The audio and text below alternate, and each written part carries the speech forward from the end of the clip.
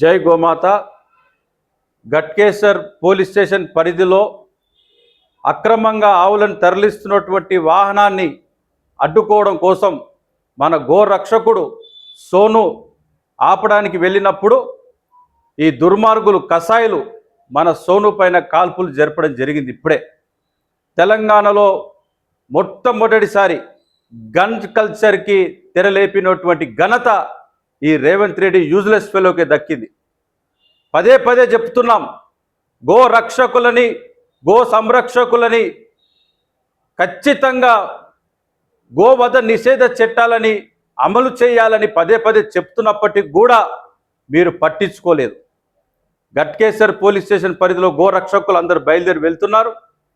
ఈరోజు ఎంఐఎంతోని నువ్వు సోపత్ చేసి మా గో రక్షకుల పైన మా హిందువుల పైన కాల్పులు జరిపించినటువంటి రేవంత్ రెడ్డి భారీ మూల్యం చెల్లించుకోక తప్పదు.